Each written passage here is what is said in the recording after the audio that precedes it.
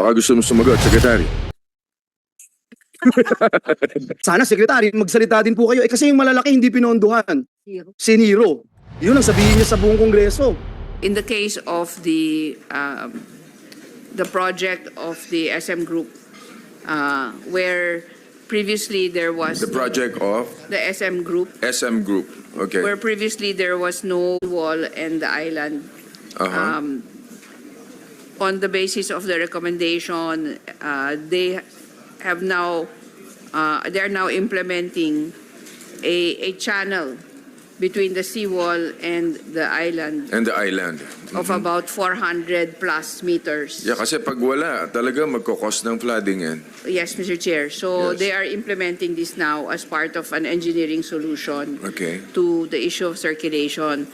On the floodwaters coming from the inland, also, Mr. Chair, I just wanted to cite that the DPWH ourselves, DNR, we work also with the private sector. Okay. And that there has been considerable impact of the dredging of the rivers, Tuliahan River, etc., by the private sector, specifically the San Miguel Group, who have done so without charging the government. We also have an agreement actually between ourselves, DPWH, and DNR, as well as the LGUs of Pampanga, Bulacan, Cavite, and Navotas, Yes. wherein the private sector, San Miguel Group, is also undertaking dredging for and on behalf of all those LGUs in order to assist with the localized flooding. So the critical, one of the most critical components of trying to address the environmental impacts po is also to work with the major stakeholders in the group. I think that's what we really need to do right now, no? Yung communication with the stakeholders. Dahil sa nakita ko, lumipad po ako, Mr. Madam, no? Secretary Bonoan, kita ko sa helicopter na kailangan talaga may sheet piling na nakalagay doon para hindi kumalat yung lupa. Yung kailangan yung revetment, no? Habang siguro dapat ang inuunan nyo ay yung floodway. Kesa magtabon kagad sila ng lupa, baka mamaya without us knowing na silted na yung mga nire-reclaim at wala nang daanan ng tubig. Sa tingin ko, yan ang i-prioritize. Tingnan nyo mabuti yan this early. Hanggat maaga pa, bago tayo I think dapat i-call din ang attention ng mga proponent, no? Ng mga investors. I am not against it, no? Ang sa atin, gusto ko ilagay lang to sa tama. Wala tayong sinisisi dito. Dahil kailangan talaga may oversight ng DNR. Now it's 2027, It's ongoing. Secretary. So the timeline, it will take. Wala naman ng pandemic siguro nang nangyari between last year and this year. Well, I think the process lang po kasi, the process of doing the detail in design for this type of mega projects takes time because we have to go on ground na po ito eh. Sige, Secretary. I just wanted to, sabi ni Senator Amy, tapos isisiro daw yung foreign assisted. So, hindi ko alam kung ano pa yung mapifeel natin, Secretary. Magkaibigan naman tayo, Secretary, and I know you share my sentiment, Secretary. I have been a senator for more than 6 years now, and I have to correct my colleagues here in the Senate at correct myself as well when I said the same thing over and over again, because everyone na kinausap ko nitong nakaraang Karina, ang lahat nagsasabi mas worse. Yung dating hanggang bewang, lagpas tao na. Yung dating hindi binabaha, binabaha na. Hindi inaabot na bahay, binabaha na. So I don't know how else to say this, Mr. Chairman. Yung 5,500 pala na programs, projects na natapos na ipinagmalaki ng ating Pangulo noong SONA ay patsi-patsi lang. Hindi rin nakatulong, tingin ko, Mr. Chairman, hindi nakatulong kasi patsi-patsi nga po eh. Sana ang hiling ko na lang po ay kahit na hindi po masisimulan next year, makita po natin talaga yung master plan para po meron ding confidence yung mga kababayan natin that it's really moving, Secretary. Kasi kung titingnan niyo po from last year tsaka this year, baka ho walang magsabing nag-improve talaga sa amin and I'm speaking from personal experience. So again, Secretary, and I mentioned this yesterday, I don't see anyone who can lead DPWH other than you. We trust you. We trust you since last year and the day you assumed office. And sana huwag nyo kaming biguin, Secretary. Secretary. I can assure you, Your Honor, that we will put priority on this project. I've just been handled actually the documentations on this project already, Your Honor, and this will be the basis for us to pursue this project. Secretary, do you have any idea magkano ba ang kakailanganing pondo para hindi to maging pache-pache? Kung talagang poponda mo, for example, para masolve ang problema in Bulacan, for example, magkano ang pera ng gobyerno ang kailangang gastusin para masolve ang problema dyan sa baha? Do you have any idea?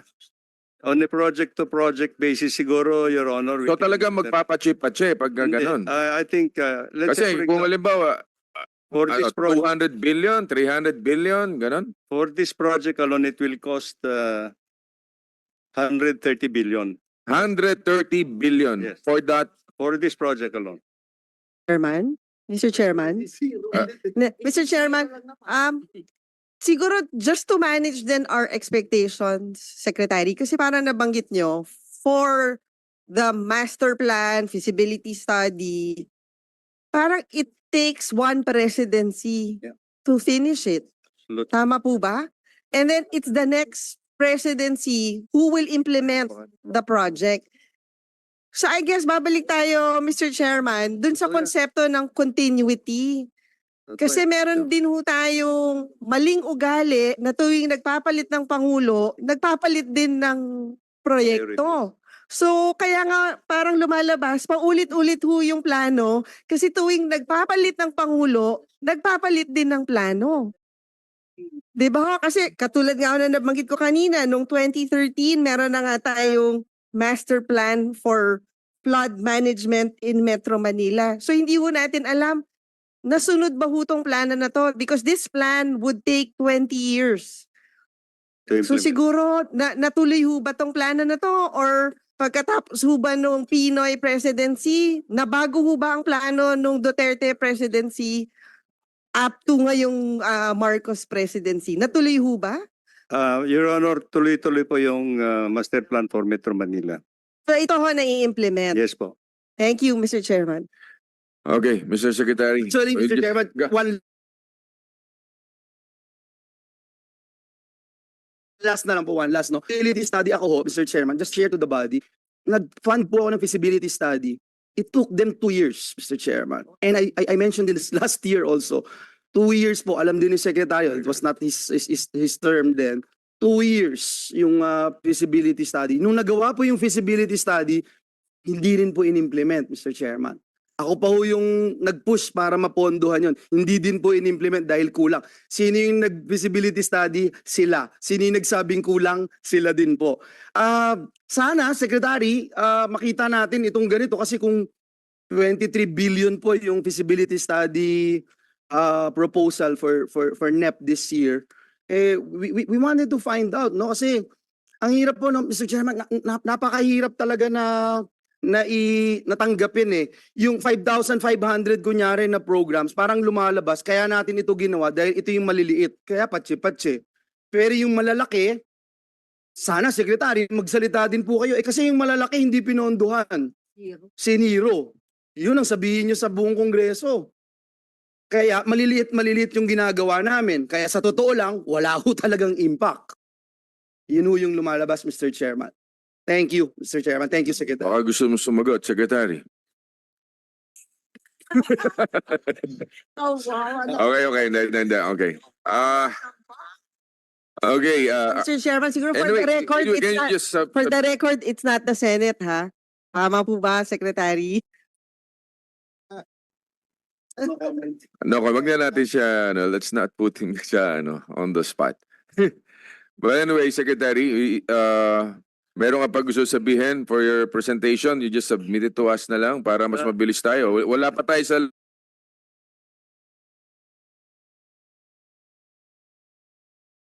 One manifestation, Your Honor. Okay. When we took over in July, from a technical point of view, tinitingnan po namin what seems to be the problem in the principal rivers that we are talking about now. Itong, aside from the river basins, I found out that over the years, there has not been any dredging and desilting operations that were carried out in the principal rivers all over the country. And this is the reason why yung lahat ng major rivers natin are silted and the riverbeds are very shallow. The riverbeds have become very shallow to a point that any downpour na tinatawag natin, mag-overflow po yung riverbanks. So ngayon, ito yung patse-patse na tinatawag natin na flood walls na ginagawa for the time being. Yeah. But we would have liked actually to integrate in the program of the department yung desilting and dredging operations natin. Right, that's what... Oo, yun yung ginagawa nating ngayon. Mr. Chairman, Yun yung sinabi kong bumili kayo ng maraming dredger para ma-dredge natin yung ating mga floodways. At naging effective, in fairness, naging effective po yan sa Cavite. Ang bilis ng labas ng... Mr. Chairman, Ang problema ngayon, bumagyo, bumaha ulit, silted ulit. Kailangan i-dredge ulit yan. Good.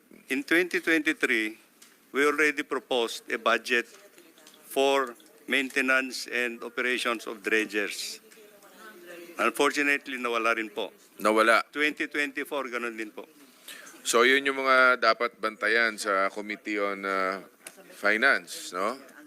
actually, Mr. Chairman, siguro just to share, kasi tandang-tanda ko to isa dun sa during the budget deliberation, parang yung during that time, ang naging desisyon ng Senado, imbis na mag-award ng for dredging, kasi nga dahil alam naman natin na naging naabuso din yung programa na yon na kunyari nagde-dredge pero hindi na naman nasusukat kung ano talaga yung nade-dredge. So ang naging solusyon was to buy dredging equipment. So siguro magandang malaman kung ilan na ba yung nabiling dredging equipment. Right. Sige, Secretary, you may answer. Para... I think ang nadatnan lang po namin is actually yung mga old dredging equipment, Your Honor, and we wanted to rehabilitate some of them and we wanted to maintain some of them, pero... Wow. So wala akong nabiling pero- new? Di ba, Secretary, yan yung inabiling ko sa inyo na bumili tayo ng Opo. bago Opo. para may pamigay natin sa mga binabahang Yes, Your Honor. Yes, Your Honor. Naglagay kami ng budget pero nawala rin. nawala. Tinanggal din. Kasi Kasi alam ko Duterte admin ho, walang nabiling dredging equipment? I'm not... meron yata. meron yata po, meron yata. But So can you just submit to the committee yung aging ng mga dredging equipment? we did not have enough even to maintain the dredging equipment at this time. Well, Alam ko po yan, kung kasi nandito sana governor ako, yung pinadala sila... sa Paway Lake, napakaluma, hindi namin mapaandar, ilang beses rin na-repair, hindi talaga mapakinabangan. Lumang-luma po. Yan siguro yung dapat babantayan sa Committee on Appropriations or Finance, no? Na bakit nangyari yon na hindi na dapat mangyari sa susunod. So sa BICAM siguro yan. So dapat pag-usapang mabuti at ipaglaban nyo rin, Secretary, no? Thank you, Your Honor. Just one last, Mr. Chairman. Okay, Secretary. You have asked us actually ano ba yung mga instructions and directions of the President with regard to the flood mitigation. Yes, okay. Sige. Baka po pwede mo na i-share sa amin yan. Yes, I'm sure that this will be collaborated with MMDA and DNR because we were all there receiving the instructions from the President. And this time, the President has specific instructions to all stakeholders in government. Control management program should be done holistically and in integrated manner. O yun. In other words, kailangan po yung everybody will have to dance the same tune Right. in implementing the flood master plans and everything. And the President has specific instructions to the department actually na instead of letting the flood waters coming from the watershed, pwede ba at this point in time pigilan na ninyo kayong mga pagdaloy ng flood waters doon pa lang sa watershed. And this is what we will integrate. At the same time, the President has also instructed us that doon sa mga flood control projects that we are undertaking on a local flood control program, to integrate already water impounding facilities. Impounding facilities. Yes, Sa tingin nyo, yun talagang kailangan And natin, impounding. we have instructed. We do have that in Imus, right? Yes, Your Honor. Gaano kalaking capacity nun? 7 hectares po yata yun sa... Parang maliit din. Maliit din yun. Should But be it helps bigger. a lot. Even small water impounding projects may... Dahil So we will binabaha pa integrate rin this kami. in the flood control program of the department in 2025, Your Honor.